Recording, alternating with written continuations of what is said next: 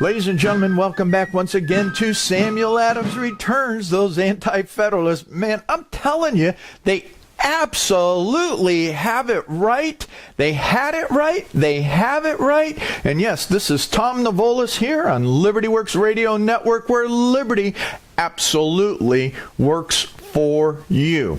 A couple real fun things. We're going to have fun today. I'll tell you what we're going to do is, as we're also incorporating this video technology, we are going to make some changes when we actually put the program up on YouTube. Instead of taking in doing 3 separate segments, as I have done, what I'm going to do is take and just make it one long program segment. So we're breaking it out into 3 segments as we need to for the radio program, and as it gets broadcasted, and the great job that Dick does in incorporating all of the other features around it. And I mean, just Dick, you always do a great job, okay? So that's important, but as we rendered this all down to put the video in place, then the way we're going to do that is we are going to just make it one long video. I think it's a lot easier for folks, instead of having to figure out to go from one video to the other. You know, you got 3 segments. What does that mean? And I was trying to parallel it to the radio program, but hey, you know, you learn about technology as you just keep going, and you learn how to utilize, you know, different stuff and what's going to work and what may not work, you know, and we'll see. So today, we're going to have a lot of fun. There's an anti-federalist that many people have no idea who he is. His name is Agrippa. And he's really profound. I mean, I love this guy. They loved what was written, and we're going to talk about Agrippa, but we're also going to talk about the farse index. The farse index. And the farse index will come as a component of what is going on with Agrippa. So we're just going to kick it along here, see where we are, look at how we're doing on timing and trying to put things together. So I think it's going to be a lot of fun as we consider what's happening with Samuel Adams returning and the Anti-federalist absolutely having it correct. So let's get into what we're doing with Agrippa. Agrippa is just this unique individual. I want to give you a little bit of other historical fact as I can here. Let me see. We'll take a look over here and look at who this original character is, because I think it's real critical to look, why did these people pick some of the names that they picked? And so Marcus Vipsanius Agrippa, he was a Roman consul, statesman, general, and an architect. Interesting, okay? He was a close friend and son-in-law and lieutenant to Octavian, and was responsible for the construction of some of the most notable buildings in the history of Rome, and for important military victories, most notably the Battle of Actium in 31 BC against the forces of Mark Antony and Cleopatra. As a result of these victories, Octavian became the Roman emperor, adopting the name Augustus. So Agrippa assisted Augustus in making Rome a city of marble. So that's where he received all of that. But also, as a public servant, he was a real servant of the people. I mean, his political life and public service in that perspective, he set out on a campaign to improve things, including renovations of the aqueducts. And so let's see, what else did he do? It covered more in the city throughout all of his different actions. The streets were repaired, sewers were cleaned out, public spectacles were put on.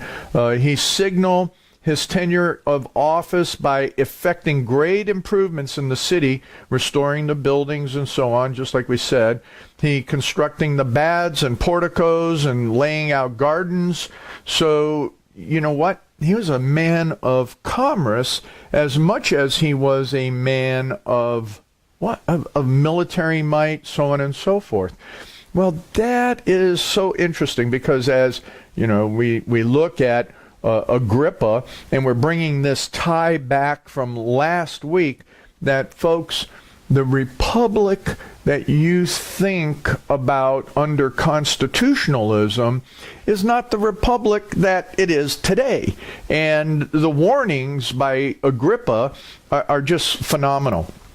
Just in Agrippa 1 alone, this one just, it was amazing to me that he wrote this on November 23rd, 1787. And he talks about the difficulties in a new plan of government, and they've been mentioned by different writers on the various subjects. Mr. Gerry there in Massachusetts, you know, he laid out many public objections. And if you remember, Gerry was part of the convention and refused to sign the new Constitution. Why? Because he saw, as our friends from New York, Yates and Randolph, that this would be nothing more than a consolidated government. And so those are some of the things that you know, he was talking about. So Mr. Gerry gave a lot of his objections with it, with a manly freedom. Geez, what's manly? Oh, interesting. The seating members from the Pennsylvania Assembly also published theirs. Various anonymous writers have mentioned reasons of great weight. Among the objections have been stated as the unlimited right of taxation. My goodness, what do we have going on? You know, so now we have these crazy taxes that are wrapped into this thing called Congress Care, Obamacare. You know, it's the international, I call it international universal health care, because as I know, and as I've told you in other programs, it's really Obama put the first dollar to it, and guess what? Now we got it, and now Congress has to figure out how to make it all work. And we're going to talk about that even more when we get into the farse index, because I'm telling you, the farse index, and that's right, it is F-A, yeah, is that what it is? F-R-A-S-E, farse index. So let me say it right. But I call it the farse index because, you know, hey, it'll be, we'll have fun with that one here in a few minutes. But so he talked about that being, you know, that would be the great weight, is that unlimited right of taxation, a standing army, and inadequate representation of the people. Let's see, and a right to destroy the Constitution of the separate states and all the barriers that have been set up in defense of liberty. The right to try causes between private persons, so on. And at that time, with that, you know, there was no jury incorporated into the Constitution, so on and so forth, as they were arguing it.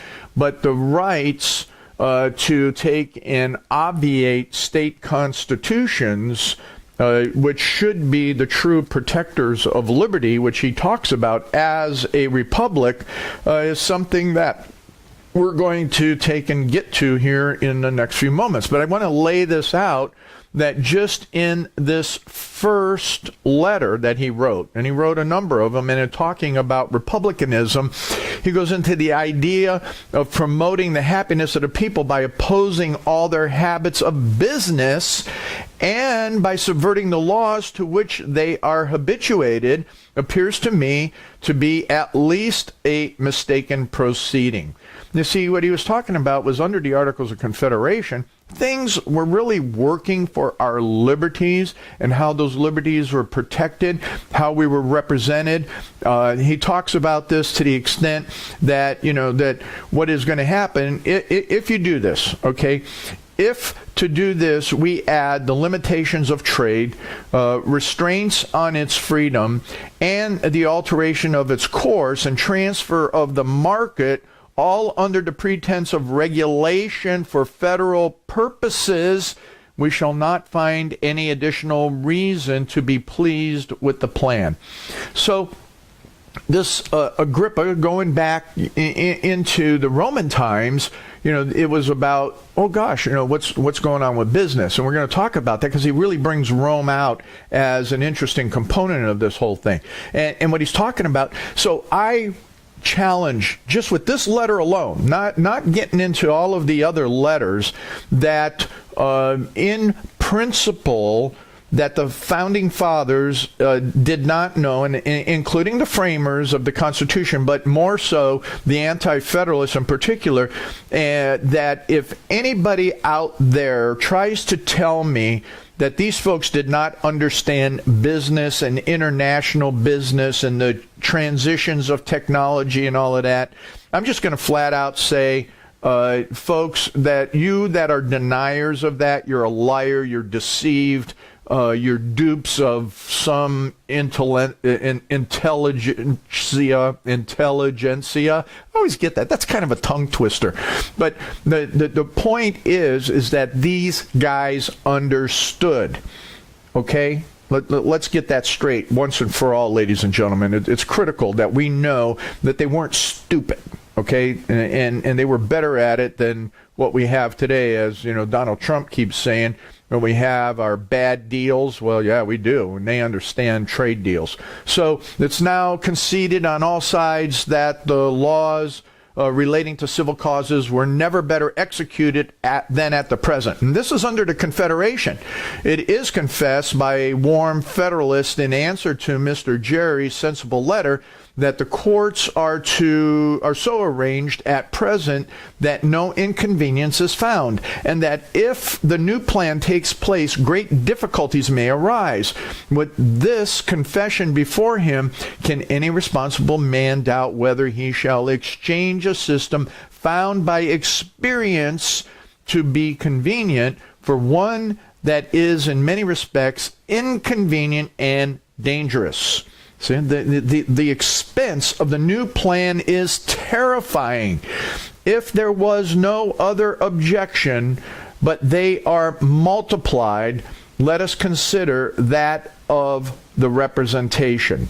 So the multiplication factor that he was alluding to in there also was what would happen when you start laying in the greater bureaucracy.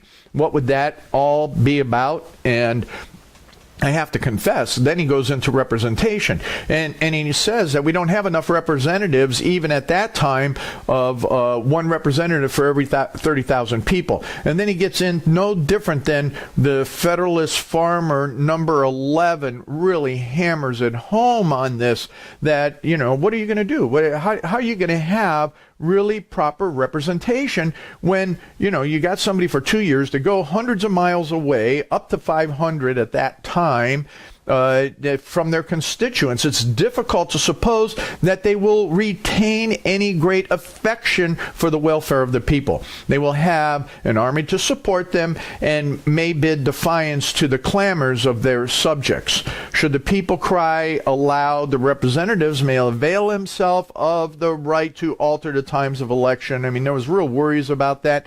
So let's really think about this when we consider, what happens. These guys are now home for a month or so, 3 weeks, whatever it is, for this August break. Yeah, they're running around, they're doing their speeches, but how do you cover 1 million people, in a month period of time and really understand, get a good grip of what's going on? Senators, impossible. So that's why you have Mitch McConnell out there flapping his jaw. And again, Federal Farmer number 11, I think I referred to that last week, really nails it about what's going on in that respect to the Senate and becoming the oligarchy that it is. So what we have is the potentials for despotism, and it just pours through when we come into these ideas of representation not being of a number where the representative is close to the people. So this is something very interesting, and we're going to have to get back into when we come back into the next segment, because you know what? Samuel Adams and you have to reappear in understanding what founders' original intent. I'm using that on Twitter and everywhere else. And as we come back for the next segment, that's right, folks, come on back to Samuel Adams Returns, the Anti-Federalist. They did. They absolutely got it right here on Liberty Works Radio Network.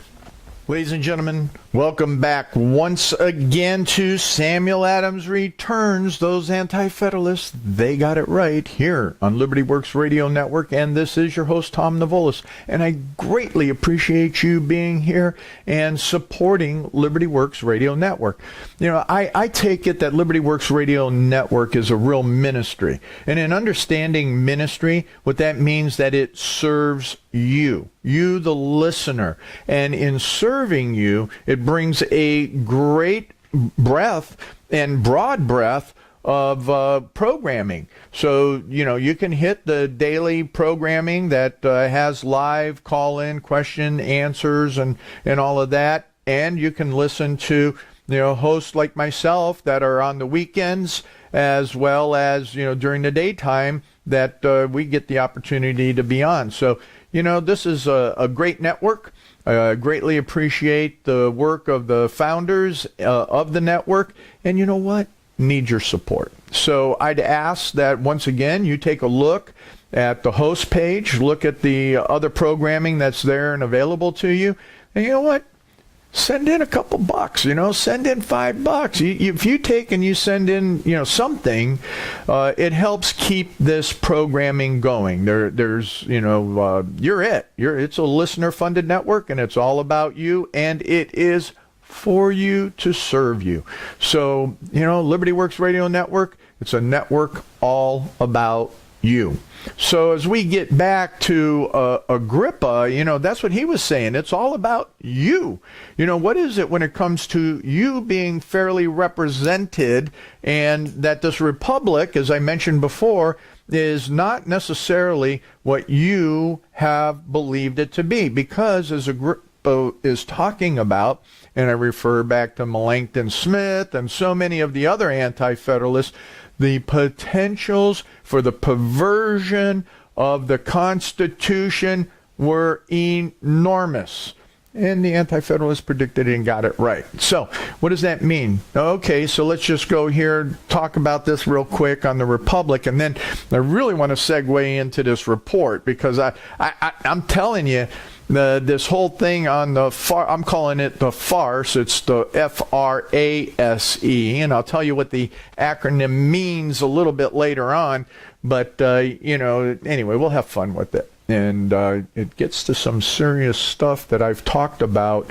Let's see, when was that? Almost 10 years ago, when I was doing a front perspective on the audio of Bastiat the Law. So interesting. Pay attention. It'll be something that, yes, it does. Sadly, it impacts you tremendously. All right, so Agrippa was talking about this on representation, and he says it is a fact justified by the experience of all mankind from the earliest antiquity down to the present time that freedom is necessary to industry. Really? Oh, well, okay. Fair trade, free trade. Let's see. We start doing the contrast and comparisons of our global economy. And what do we get? And we see that, yeah, okay. So and he's saying, you know, let's look at this. That you can look at the justified and understand the experiences of all mankind from the earliest antiquity down to the present. That freedom is necessary to industry. We accordingly find that in absolute governments, let's see, Venezuela, we go through the whole list of absolute governments, the people, be the climate what it may, so whatever's going on, you know, whatever's established, no matter what it is, but under an absolute government, the people, be the climate what it may, are in general lazy, cowardly, turbulent, and vicious to an extreme. Whoa.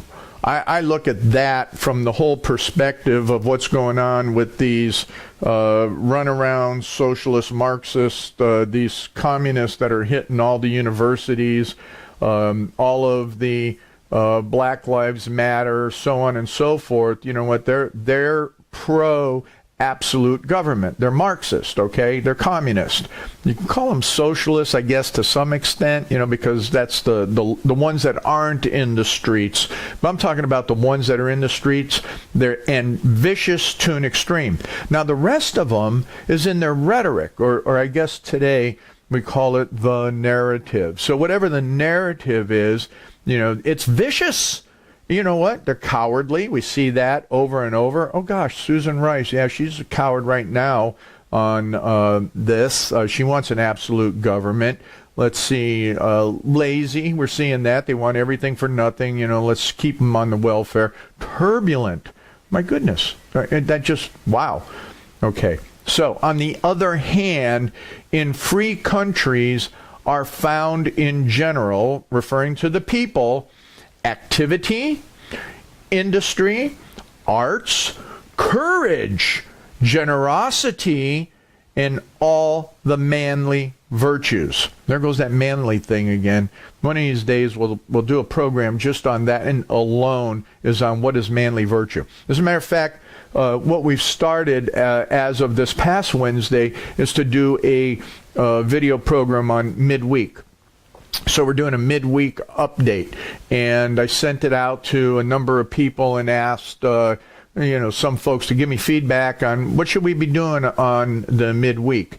And one person came back and was talking about, what's virtue, what is that honesty, what is, those types of things. So, maybe this week I'll kind of wrap that all in as to the definition of that manly virtue. So anyway, can it be any doubt, which do you want to choose? Do you want that absolute government, which what we've got now is a consolidated government? The states are what they are, but in reality, the federal government is dictating everything to us. Interesting. He that hesitates in this decision must be base indeed.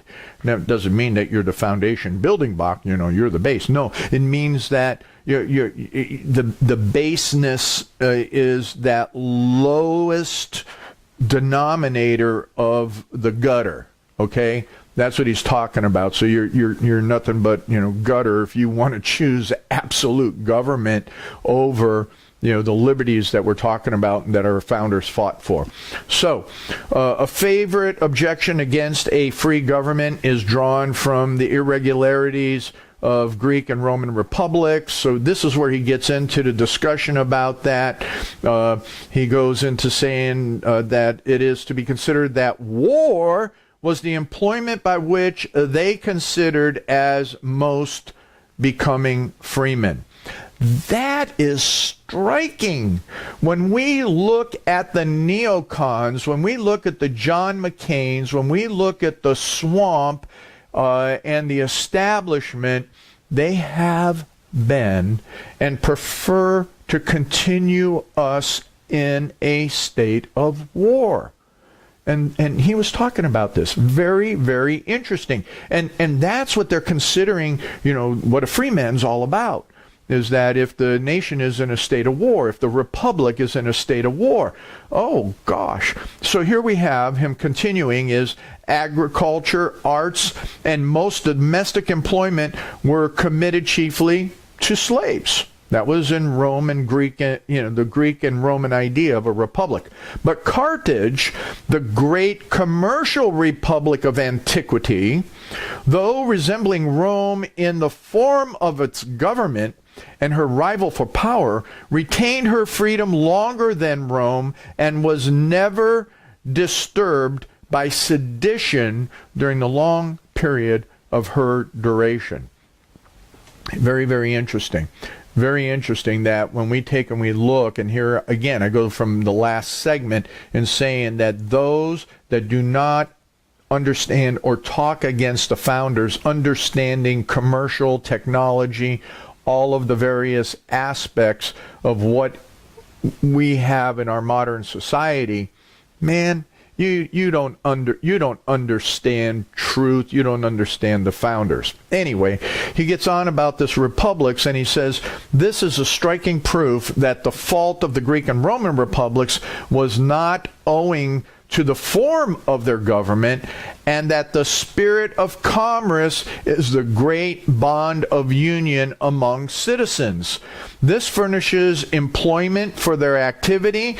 It supplies their mutual wants, defends the rights of property, very, very important, okay?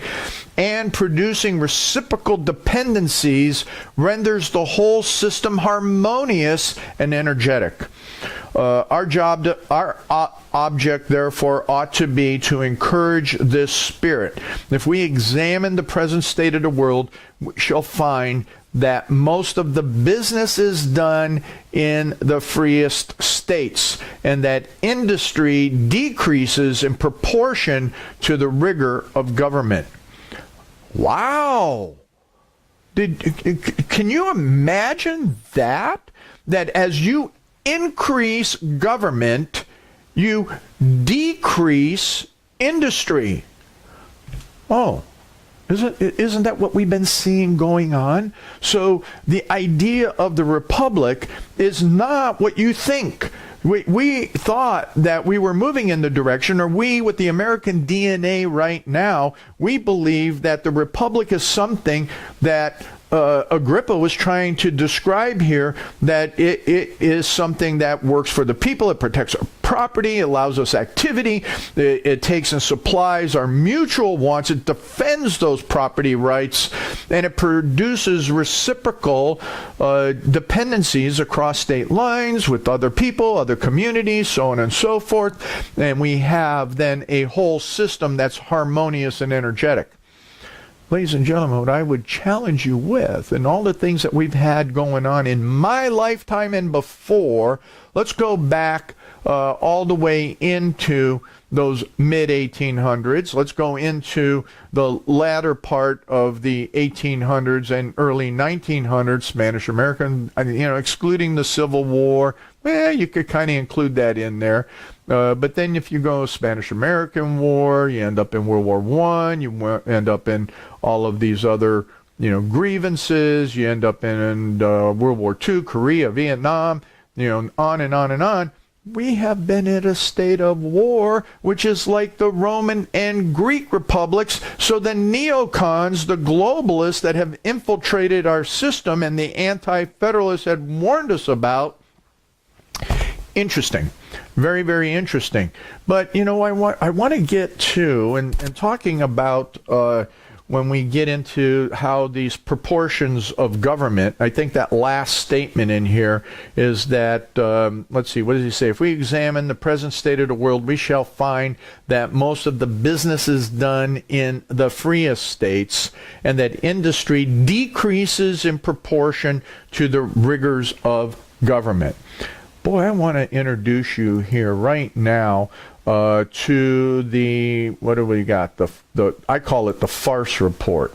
The farse report. Let me see. Where did I put the farse report? This is really interesting, the farse report. It's not really a farce, but it is a farce. I mean, it's the phrase. It's called the FRASE report. The FRASE report is a study done at George Mason University, I believe it is, and it goes through, the study ranks 50 states and the District of Columbia according to how federal, F, regulation, R, affect each state's, S, economy. Regulations that affect the state's economy. This most recent report was compiled and completed in 2016. And as we make this move to the next segment of Samuel Adams Returns to Anti-Federalists, got it right, we're going to pick up on regulations. And that, I call it the farce report because the majority of regulations are a farce, and it also takes and proves that the Republic isn't what you thought it was. And that we're going to have to look at how we correct these things in wanting the constitutionality that we believe that's in our DNA. So as we take into consideration all these aspects of what federal rules, regulations, and laws have done to us, we'll do that when we come back to Samuel Adams Returns, because those Anti-Federalists, you bet, they absolutely got it right here on Liberty Works Radio Network, where liberty, it does. It works for you. It works for me. If we do it according to what? Founders' original intent. Thanks. Come on back for the next segment. Ladies and gentlemen, welcome back once again to Samuel Adams Returns, the Anti-Federalist got it right here on Liberty Works Radio Network, where, yes, liberty does. It does work for you if you understand founders' original intent. And as we continue this discussion about the Republic is not what you expect it to be, one of the driving forces on that is extremely sobering. And yes, I'm Tom Navolis, your host, and I am delighted that you're here in this third segment to understand that what President Reagan tried to do, but what President Trump is doing on reducing regulations is critical. I call it the farse report, but as I mentioned to you, it is the FRASE report. And what that stands for is the federal regulations affect state economies. Okay, so that's what this report is all about. And it is done through George Mason University. Obviously, the link is there on the promo, on Facebook, on YouTube, and in the promo is the link to this report. Now, what this report does, it looks at all federal regulations and how it applies across all the states. Each state's economy includes a unique mix of industries. As a result, federal policies that target specific sectors of the economy will affect states in different ways. I'm going to go through the generalization because I don't have time to go through each of the states. You can go pick out your own state and figure out, what's affecting your economy. But what's interesting here is that over the past 80 years, the federal government has increasingly relied on regulations. What was Agrippa kind of talking about? Regulations versus law, ladies and gentlemen, becomes very, very critical. And when you go back and you read or listen to Bastiat the Law, what he wrote, it becomes even more imposing that we have to get control over the federal regulations and the federal government in general, and that the Anti-Federalists had it right, that the states would be subsumed by the federal government, and not necessarily that you saw your state constitution go away and you see your legislature go away, but by regulation, by the fact that the bureaucracies and other anti-federalists, Melancton Smith, if you look at what's in Federalist number 11, again, the reference will be there, those alone will tell you that the perversion of the Constitution comes through, you got it, your elected officials. So you have to take and will work on determining what your elected official needs to know. But you need to know from founders' original intent. Okay? So here we have over 80 years, it's increased, all these regulations created and enforced by bureaucrats employed by the federal regulatory agencies as its primary legislative vehicle. So in other words, Congress wimps out, they build these general rules, and then it's up to the bureaucrats to determine, now let's see, how do we interpret these things? And in interpreting, we can put this regulation on and we can do it's very, very interesting. The bureaucracy, the swamp has to be drained. We know that. You who are listening know that. But to drain the swamp, the rest of the population has to get educated as to understanding this. So, here you got, and when Agrippa was talking about the standing armies at the whim and disposal of the Congress, the legislature, this new federal government, you know what? Others spoke and foresaw that the bureaucracies one way or another, you were going to use a policing environment that was justified by the federal government to enforce and foist these rules, regulations upon us. So let's see, we have all these different agencies that have their own policing and enforcement powers. Go through the list. Anyway, let's look at that. So every year, regulatory agencies pass thousands of administrative law called rules or regulations in the areas that Congress has delegated to those agencies. Although such regulations may not resemble the sort of legislation most people learn about in school, they nonetheless bear the full force of law. Failure to comply with such legislation can sometimes lead to large fines or even jail time. Okay, so here's one. Grab a hold of your ears, because here we go.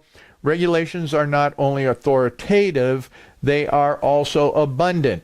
It is most recent component of things that what we have going on is that the Code of Federal Regulations, the CFR not being the Council on Foreign, anyway, the Council on Foreign Nonsense, well, you could kind of equate the two. Anyway, which annually complies, the Code of Federal Regulations, which annually compiles all current federal regulations, numbers more than, drum roll, 175,000 pages in 236 volumes. Those pages contain over 1 million individual restrictions and mandates or prohibit some activities. So you have mandates or prohibitions. And those numbers are growing.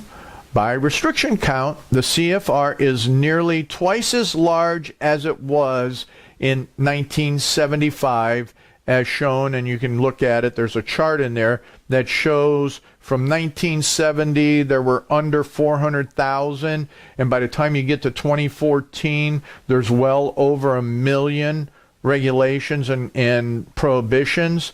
And guess when they really started?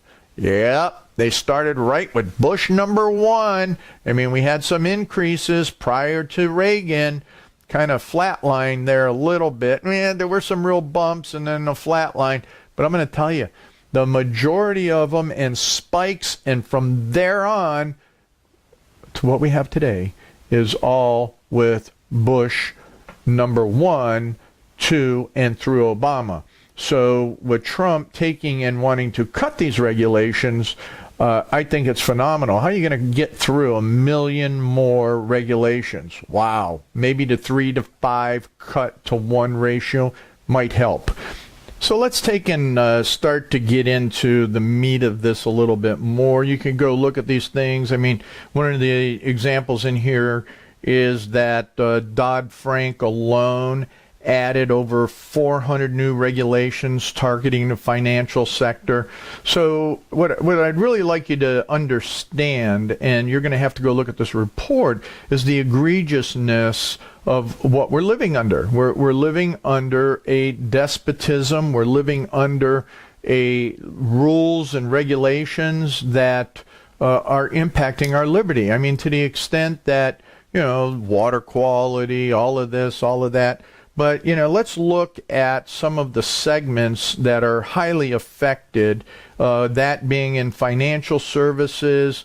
If you take and you look at regulations that are restricting even just for chemical manufacturing, we went from, maybe about 12,000 back in 1970 to over 70,000 now with the 2014 data that's there. So, it's interesting, and you're going to have to go in and look at how all of this is scored relative to that relationship between what the federal government does that impacts in general the whole nation, and then how it impacts your state in particular. And this report shows that. It shows exactly how your areas, your state will look at it. Regional trends, it talks about that, where Northeast region, comprising of 9 states from Pennsylvania to Maine, have the lowest score every year. And what does that data mean compared to other regions?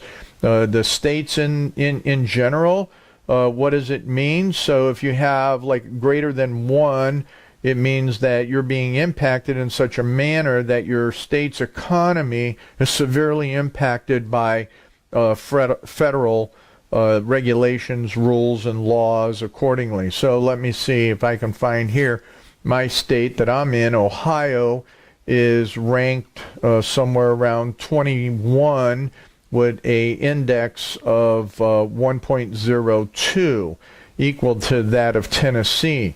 One of the states that's impacted the most is Louisiana, with a number of 1.74.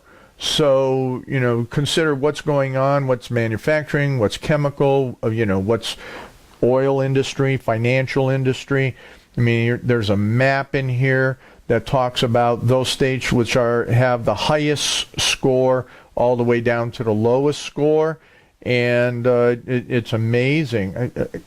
Wyoming's on the list for one of the ones with the highest score. That's phenomenal. And then you look at the national trends and regulations. It goes through that, what's been happening, the growing state environmental regulations. So the EPA regulations went from, number of regulatory restrictions were just under 600,000 back in 1975 to over 1 million EPA regulations now in place.